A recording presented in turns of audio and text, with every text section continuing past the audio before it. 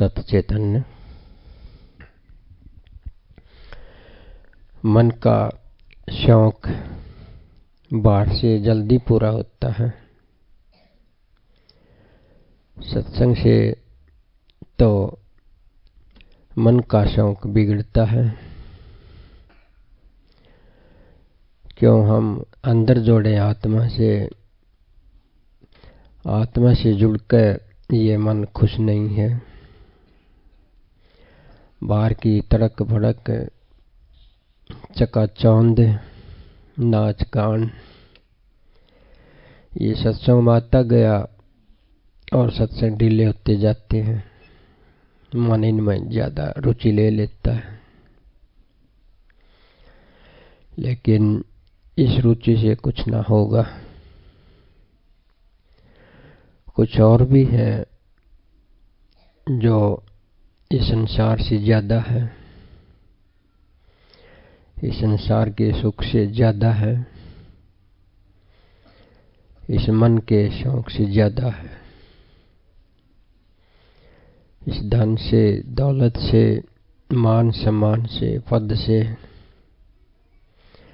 घर जायदाद से कुछ और भी है जो ज्यादा है, उसकी हमें भनक नहीं है। उस और हम जुड़ते ही नहीं हैं।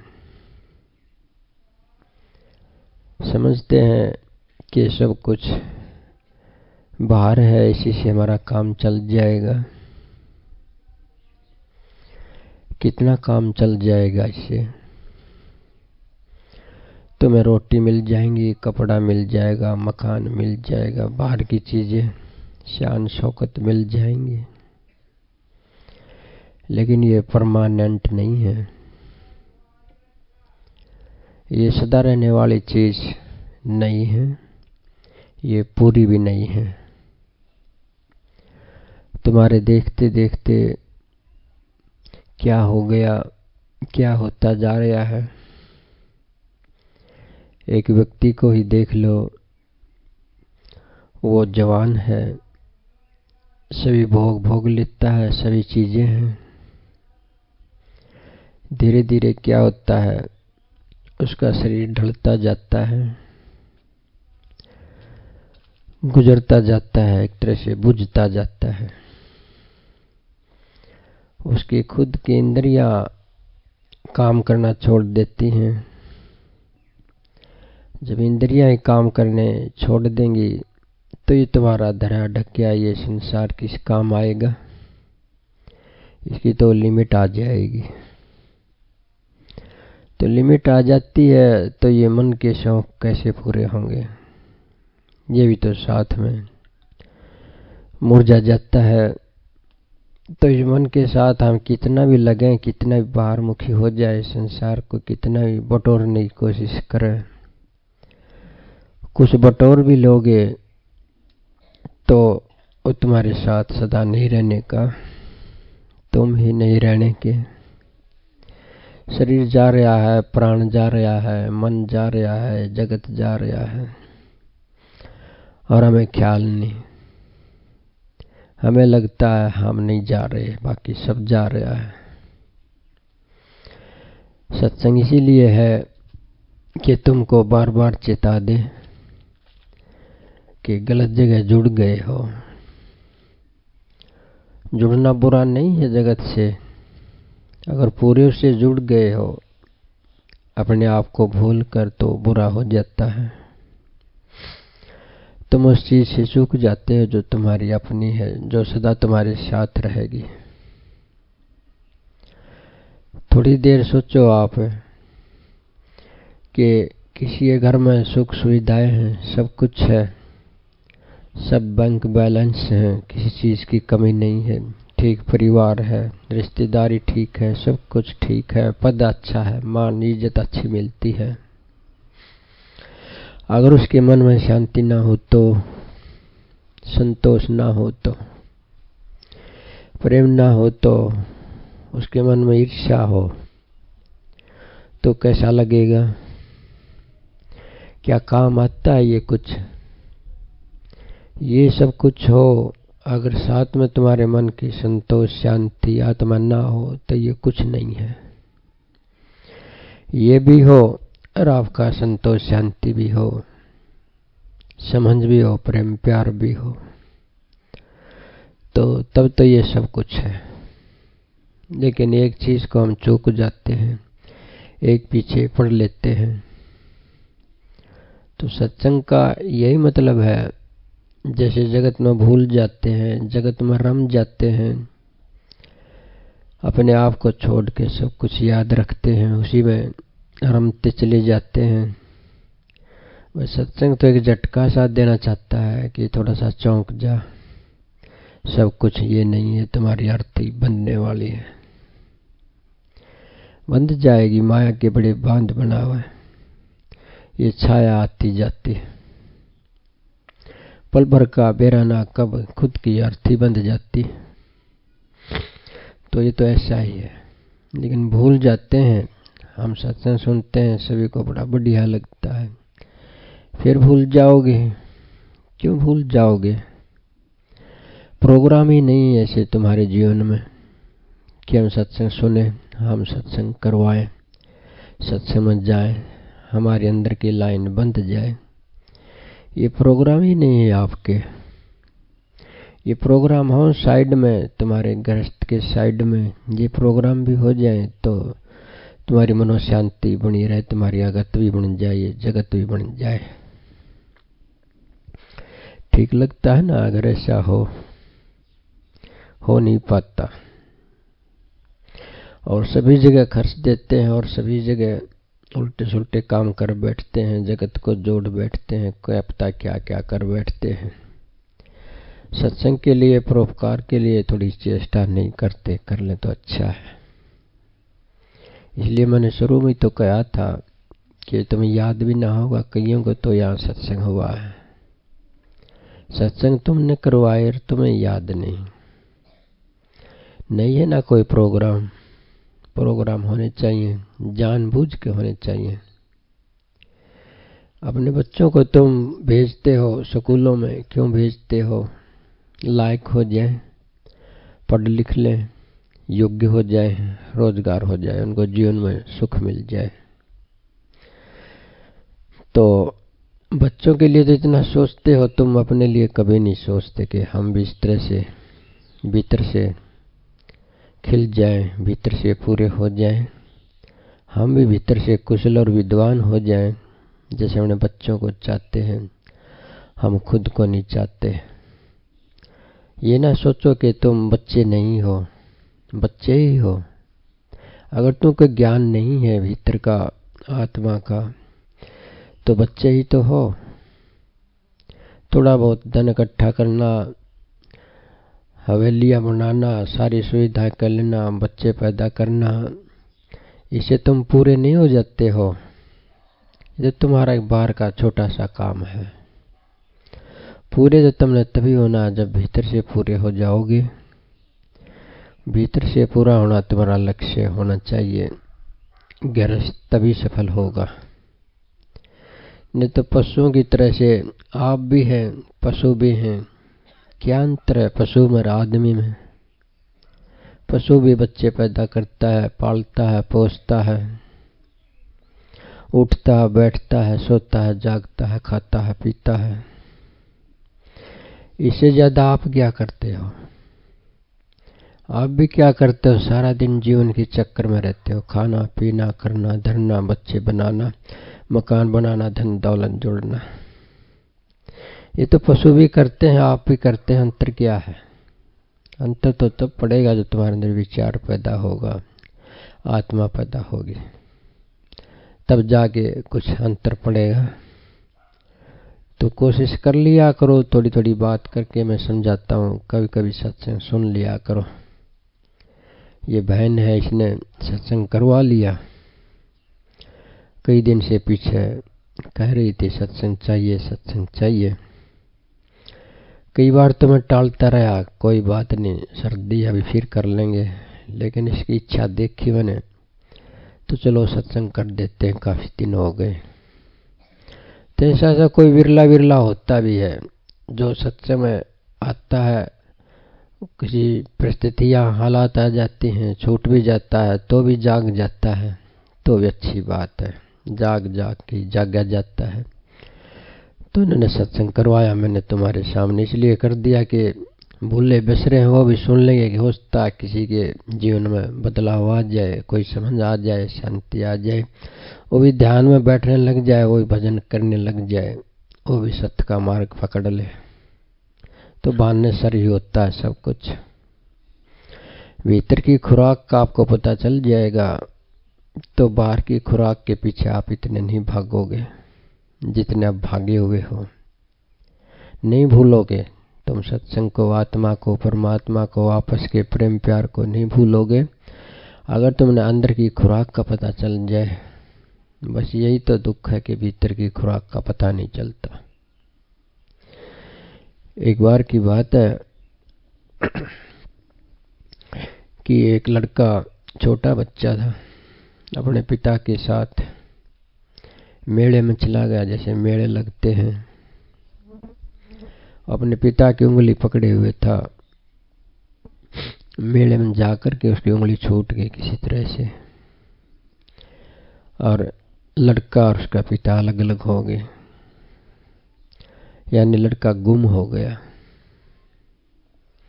गुम हो गया तो बच्चा था, कहाँ जाए हो, घर का उसे पता नहीं, एड्रेस को पता नहीं, पिता उसके पास है नहीं, लाइन ही नहीं उसके पास संभलने की। ऐसा हमारे साथ भी हो जाता है, लाइन ही नहीं होती। कई बार लाइन होती तो हम लापरवाही कर लेते हैं। तो बच्चा तो बिछड़ गया तो क्या करे, वो मांगने खाने लग गया। एक ठेगरा उसको मिल गया। ठेगरा होता है ना, ठेगरे मांगते हैं कई भिखारी जिनके पास पात्र ना होता। आजकल तो भिखारी भी धनवान हैं, लेकिन पहले की बातें हैं कि ठेकरा भी उठा करके मांगने लग जाते थे, और कुछ ना मिले तो ठेकरा उठा के मांगता पेट भर लेता। शाम को कहीं स्टेशन पर जाकर लेट जाता, रोड के किनारे पर सो जाता। काफी समय हो गया, थोड़ा सा बड़ा हो गया। किसी समझदार आदमी ने उसको देख लिया, धनी आदमी, समझदार आदमी। उसने देखा बच्चा तो ये अच्छे घर का है, शकल नकल से तो ऐसा नहीं लगता कि किसी नीची अवस्था से आया हो, ये तो होनहार बच्चा लगता है। उसने कहा कि तू मेरे साथ चलेगा। उस अमीर आदमी ने बच्चे से कहा तू मेरे साथ चल। कहने लगा मैं तो नहीं चलूंगा, मेरा रोजगार छूट जाएगा, मैं कैसे खाऊंगा पीऊंगा, मेरे को तो ठीक लगता है, डेली मांग लेता हूँ, खा लेता हूँ, सो लेता हूँ, उठ लेता हूँ, ठीक है, मेरा रास्ता यही ठीक है, मुझे क्या पता तुम कौन हो, कहाँ ले जाओगे, क्या करोगे मेरे साथ। तो उसने मना कर दिया। तो अमीर आदमी था, उसका ठेगरा और उसका मांगना, उसका फोटो ले लिया उसने। उन्हें क्या किया, थोड़ा जबरदस्ती करके उसका जो ठेकरा था तो अपने थैले में डाल लिया, ले करके भगाया नहीं उसने उसका ठेकरा। तो ठेकरा उसने अपने थैले में डाल लिया और बच्चे का हाथ पकड़ के अपने घर ले गया, थोड़ी सी जबरदस्ती करके। तो घर ले गया, उसको नहलाया धुलाया, अच्छी रोटी पानी खिलाई, पढ़ाया लिखाया, होनहार हो गया, जवान हो गया, शादी कर दी, मकान बना दिया, सब सुविधाएं दे दी, ऊंचा पद मिल गया। तो एक दिन क्या किया उसने, अमीर आदमी ने, कहने लगा भाई ये जो मैंने किया अब इसको छोड़ दे, तो तेरा पुराना पेशा था वही कर ले। कि पुराना पैसा क्या मतलब, कि वो ठेकरा है तेरा, मैंने रख रखा संभाल के, वो ले ले अपना, और वो कपड़े फटे पुराने वो भी अपने पहन ले, और जा बाजार में मांग खा दोबारा। हाथ जोड़ के खड़ा हो गया कि महाराज मेरे को नहीं पता था कि ऐसी भी जिंदगी होती है, मैं मर जाऊंगा, अब ठेकरा नहीं उठाऊंगा। तो उसने मना कर दिया। तुलना होगी उसने के भीतर का जो सुख है, जो सुविधा का सुख है, जो भीतर अमीरी का सुख है, वो मांगने खाने में नहीं है। अब तो मैं नहीं उठा सकता उसको, चाहे मेरे को मार दो चाहे कुछ कर दो। तो कहने का मतलब है उसने जो वो काम करता था उससे इतनी नफरत हो गई कि ये तो बिल्कुल गलत है, ये तो ठीक नहीं, जीवन में किसी के भी ना हो तो अच्छा है। उसने मना कर दिया। क्यों कर दिया? उसने और कुछ भी जान लिया। उसने वो भी जान लिया कि जो ठेकरे से ज्यादा था, जो मांगने खाने से ज्यादा था, जो गरीबी से ज्यादा था, वो भी जान लिया उसने।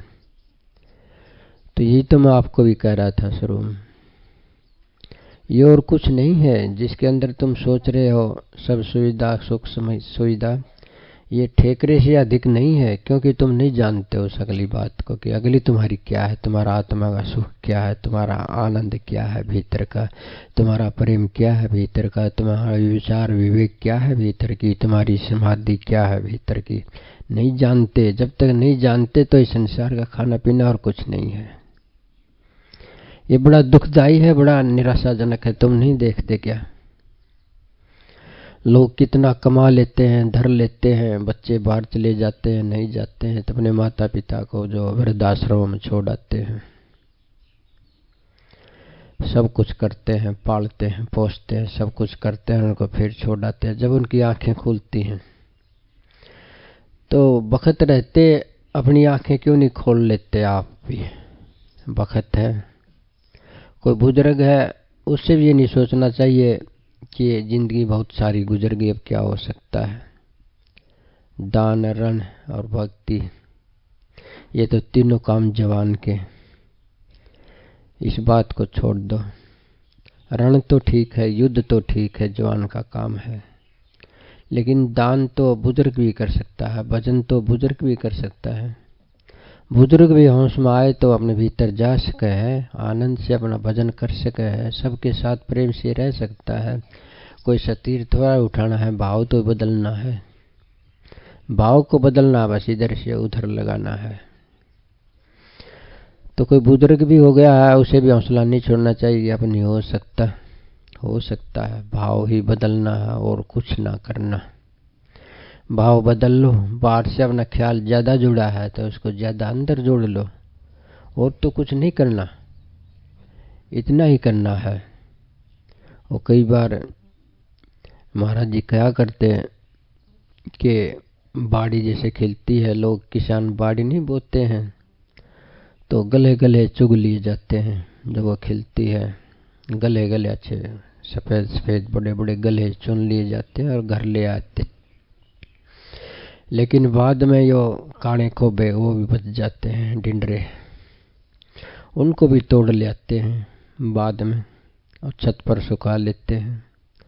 छत पर सुखा करके उनमें भी थोड़े बहुत रुई निकाल लेते हैं। वो कहते थे बाद में कोई बात नहीं, गले गले अगर चुग भी लिए हैं तो ये जो फटे पुराने काणे जो ये ढिंडरे हैं, इनको भी सुखा लो, कोई कंबल, कोई दशला तो इसका ही बन जाएगा। तो कोई बात नहीं, जीवन के गले गले चुग लिए हैं तुमने, सुख ले लिए हैं जवानी के इधर उधर के, तब तो संभल जाओ। अब भी तुम कुछ कर सकते हो, अपना कोई दोलड़ा बना सकते हो, कोई राछ बना सकते हो, अब भी ऐसी चीजें तुम्हारे पास बची हैं। लेकिन कोशिश करोगे तो ही तो। कर्म तो जरूरी है, बगैर कर्म के बात नहीं बनेगी। ये दुनिया है, ये एक बहता दरिया है। दिखते नहीं कि आपने ये दुनिया बहता दरिया है। डेली ये बदल रहा है ना, बदल रहा है। ये टिकाऊ थोड़ा ही है। जो कल था ये आज नहीं है, जो ये आज है कल नहीं रहेगा। सब कुछ बदल रहा है, बदल रहा है, ये चला जा रहा है। समझो एक दरिया जैसे चला जाता है, ऐसे ये भी चला जा रहा है, बड़ा परिवर्तनशील है। इसमें डूब लो चाहे इसको पार कर लो। तुम्हें पता तो है इतना कि सब कुछ बदल रहा है। इस बदलते हुए हम कैसे ठहरेंगे? नहीं ठहर सकते। हम सब तो ऐसे हैं जैसे एक बहुत बड़ा दरिया बहता है, उसके किनारे कोई पेड़ होता है और उस पेड़ के साथ साथ उस किनारे से पानी घिसकर बहता है। धीरे धीरे वो पानी क्या करता है, किनारे को घिसाता जाता है और जो बड़ा पेड़ हो गिर जाता है, उसकी जड़ों की मिट्टी निकाल देता है। वो पानी धीरे धीरे चलता हुआ और वो गिर जाता है दरिया में गया। ऐसे ही हमारी हालत है सबकी। बस समझो हम दरिया के किनारे खड़े हैं और पानी चल रहा है, तुम्हारी जड़ों को काट रहा है, धीरे धीरे मिट्टी को हटा रहा है और गिर जाएंगे, हम मर जाएंगे, अर्थी बंध जाएगी। सीधी बात है, बिल्कुल बेहिचक ये तो है ही। लेकिन होश में ना हो तो ना आओ, ना हो तो मत आओ, तुम्हारी मर्जी है। आओ तो आ जाओ, तुम्हारी मर्जी है। कहने का अर्थ है सत्संग सुन लिया करो, कहाँ भी सत्संग बढ़िया हो। ये जो बाहर भटकाने वाले सत्संग इनकी तो मैं कहता नहीं। जो तुम्हारी आत्मा से जोड़ते हैं, जो तुम्हें परमात्मा से जोड़ते हैं, वो सत्संग कहीं भी सुन लो तुम। और जो सत्संग तुम्हें बाहर जोड़ते हैं, बाहरी भक्ति में लगाते हैं, बाहरी कर्म कांड में लगाते हैं, तुम्हारी आत्मा को तुम्हारे से दूर हटाते हैं, वहाँ सत्संग सुनना ठीक नहीं है। तुम बिखर जाओगे। ऐसे तो पहले ही बिखरे हुए हो और बिखर जाओगी। ये तो अंधकार होता है, उसको और भी बढ़ा देते हैं। स्वार्थ होता है, ये तो उसको और भी बढ़ा देते हैं। अहंकार होता है, ये तो उसको और भी बढ़ा देते हैं। जो तुम्हारे स्वार्थ को घटाए, अहंकार को घटाए, अंधकार को घटाए, ज्ञान को बढ़ाए, प्रकाश को बढ़ाए, उस सत्संग को तुमने चुनाव कर लेना चाहिए। वहाँ सत्संग सुनने चाहिए। तुम्हारा कल्याण ही कल्याण हो जाएगा, तुम्हारा जीवन सफल हो जाएगा। तो ये तो जा रहा है सब कुछ, दिन रात के जरिए सब कुछ जा रहा है।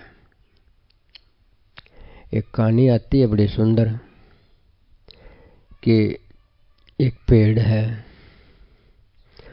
उस पेड़ पर दो आदमी बैठे हैं, उसको फल भी लगते हैं, मीठे मीठे फल लगते हैं, खाते हैं, मौज करते हैं, बड़ी हवा चलती है, पेड़ पर आनंद से रहते हैं जैसे पक्षी रहते हों। लेकिन दो चूहे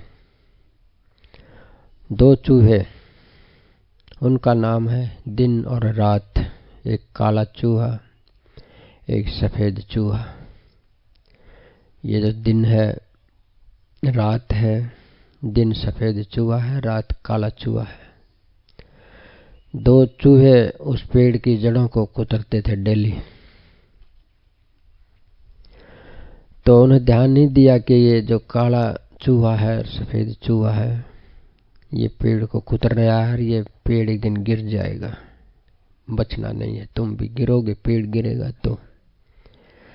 तो ध्यान नहीं रहा उनको कि इनका कुछ इलाज कर लें। जो ये चूहे हैं काला और सफेद है, इन पर ध्यान दे लें। ध्यान नहीं दिया कि ये कुतर रहे हैं, एक दिन खत्म करेंगे।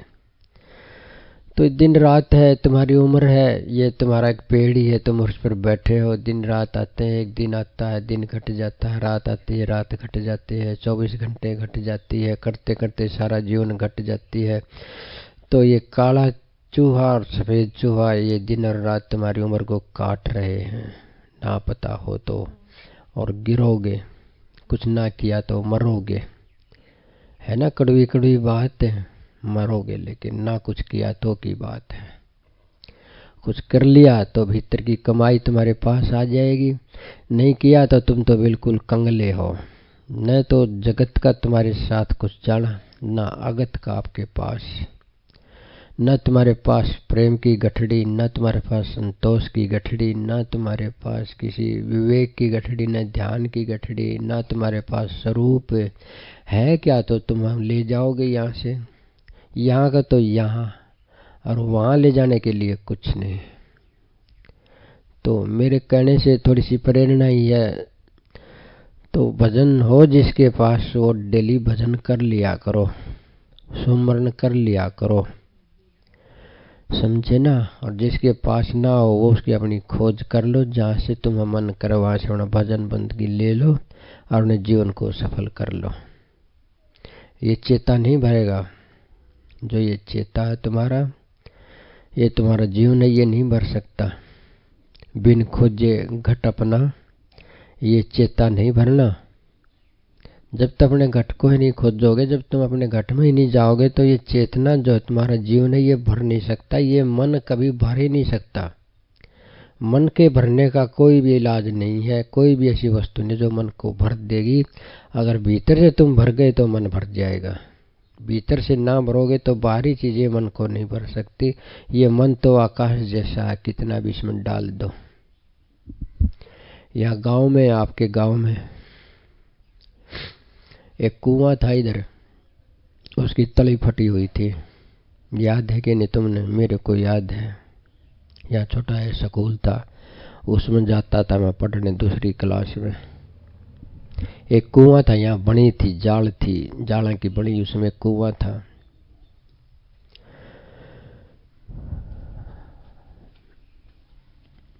सचेतन,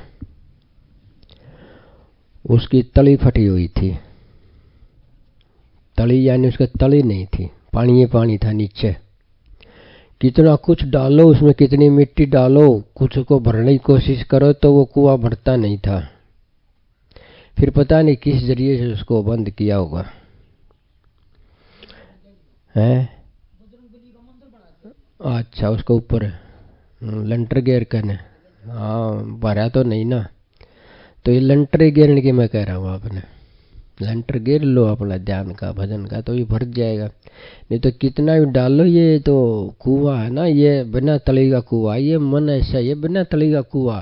कितना इसमें भर दो, सारी दुनिया को इसमें भर दो, चांद सितारे इसमें भर दो, सूरज इसमें भर दो, धरती इसमें भर दो, सारा पानी इसमें भर दो, सारी पृथ्वी से भर दो, ये मन नहीं भरने का है।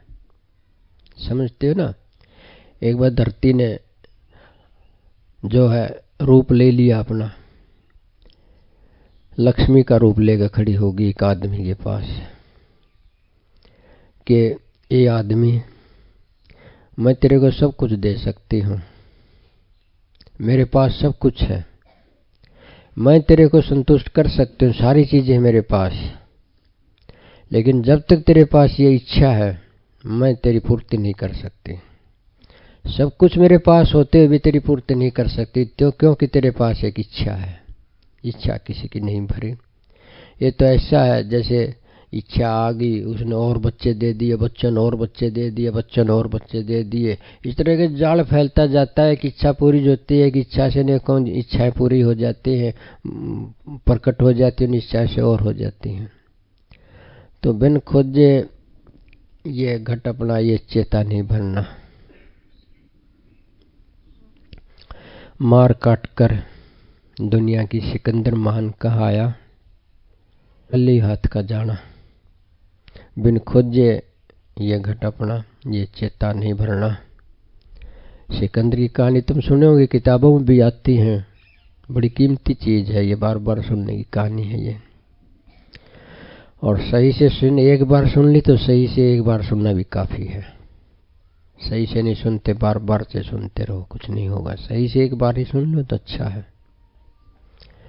तो उसने सारी दुनिया को जीतने की चेष्टा की, युद्ध किए, लड़ाइयाँ की, मारे काटे, और लोगों का धन छीन छीन के, उनके हीरे जवाहरात इकट्ठे करके, सोना सब इकट्ठा करके अपना एक 40 कोस का खजाना भर लिया धन दौलत से।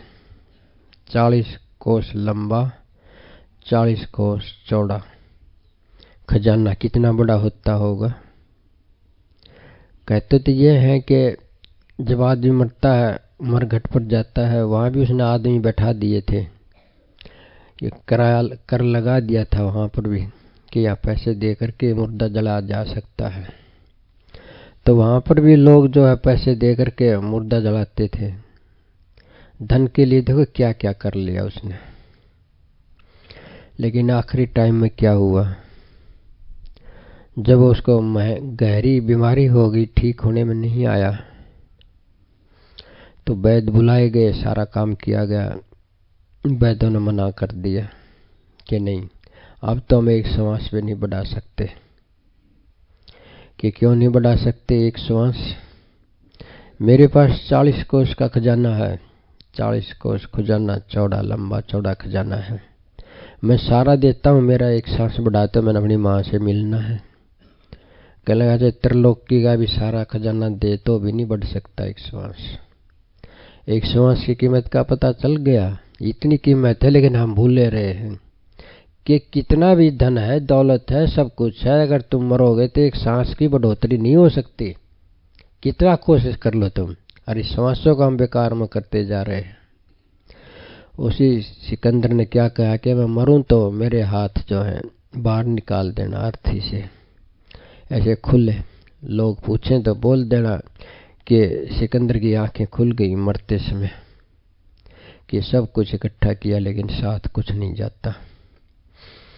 तो मेरे ख्याल में ये सत्संग का निचोड़ आ गया होगा ना। सत्संग सुनो और भजन करो, ध्यान करो, भीतर भी जाओ, भीतर भी वो आनंद है। वो आनंद एक बार आपको थोड़ा सा भी हाथ लग गया ना, थोड़ा सा हाथ लग गया, तो सारा संसार का जितना भी आनंद है ये फीका फीका लगेगा।